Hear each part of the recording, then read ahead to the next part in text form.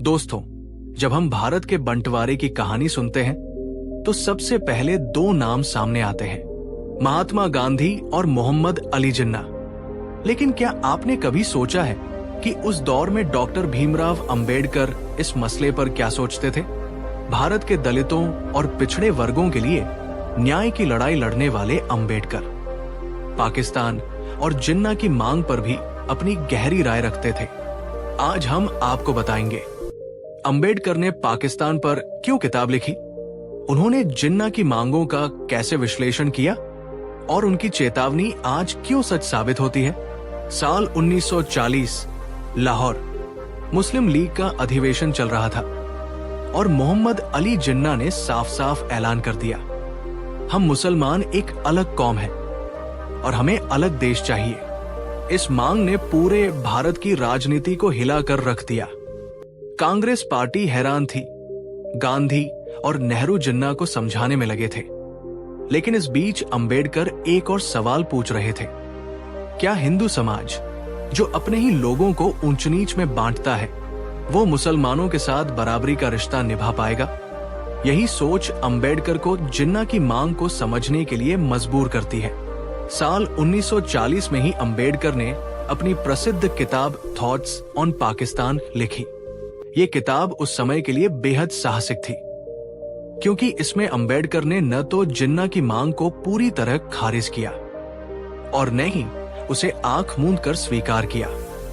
उन्होंने सवाल उठाया, अगर कोई समुदाय खुद को सुरक्षित महसूस नहीं करता तो हमें ये सोचना चाहिए कि उसकी परेशानी कहां से शुरू होती है।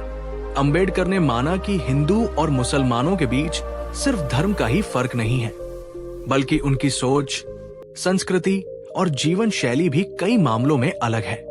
और यही वजह है कि दोनों के बीच हमेशा तनाव बने रहते हैं। जिन्ना का तर्क था, मुसलमान एक अलग राष्ट्र। उनकी मांग थी, हमारे लिए अलग पाकिस्तान बने। उनका कहना था कि हिंदू बहुमत के भारत में मुसलमानों को न्याय नहीं मिलेगा। लेकिन अंबेडकर ने गहरी नजर से इस मांग को देखा। उन्होंने कहा, जिन्ना की मांग एक हकीकत है, लेकिन इससे भी बड़ी हकीकत यह है कि हिंदू समाज खुद जातियों में बंटा हुआ है। अगर आप अपने ही लोगों को बराबरी नहीं दे सकते तो मुसलमानों से कैसे उम्मीद करेंगे कि वे सुरक्षित महसूस करें? यानी अंबेडकर जिन्ना को गलत ठहराने से पहले हिंदू समाज की कमजोरियों पर सवाल खड़ा करते हैं। उनका मानना था, असली सुधार घर से शुरू होना चाहिए। अंबेडकर ने अपनी किताब में साफ चेतावनी दी थी, अगर भारत का बंटवारा हुआ तो दोनों देशों के बीच कभी शांति नहीं रह पाएगी। ये जाम पीढ़ी दर पीढ़ी बढ़ेगा। सोचिए दोस्तों, ये बात उन्होंने 1940 में लिखी थी और आज 80 साल से भी ज्यादा समय बाद भारत और पाकिस्तान के रिश्ते क्या वाकई अच्छे हैं? नहीं, कभी युद्ध, कभी आतंकवाद, तो कभी सीमा विवाद। दोनों देशों के बीच तनाव आज भी जारी है। अंबेडकर की ये भविष्यवाणी बिल्कुल सच साबित हुई। अंबेडकर ने यह भी कहा था, पाकिस्तान बनने से पहले हिंदू समाज को खुद बदलना होगा। जब तक जाति व्यवस्था, छुआछूत और ऊंच नीच बनी रहेगी, तब तक कोई भी समुदाय भारत में खुद को सुरक्षित नहीं मानेगा। उनकी सोच थी कि अगर बराबरी का असली समाज बन जाता तो शायद जिन्ना को पाकिस्तान की मांग करने की जरूरत ही नहीं पड़ती। यानी अंबेडकर की नजर में समस्या सिर्फ हिंदू मुस्लिम नहीं थी, बल्कि पूरे भारतीय समाज में छिपी असमानता थी।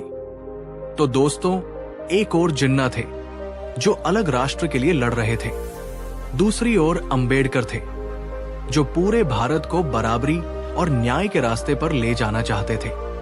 जिन्ना ने पाकिस्तान लिया, लेकिन वहां भी समानता का सपना अधूरा रह गया और अंबेडकर ने भारत को संविधान दिया जिसने सबको अधिकार दिए, चाहे वो धर्म से हो या जाति से। दोस्तों, अब सवाल आपसे, अगर अंबेडकर की चेतावनियां उस समय मानी जाती तो क्या भारत पाकिस्तान का बंटवारा रोका जा सकता था? क्या सच में हमारे समाज की असली बीमारी जाति प्रथा ही थी? अपने विचार कमेंट में जरूर लिखें।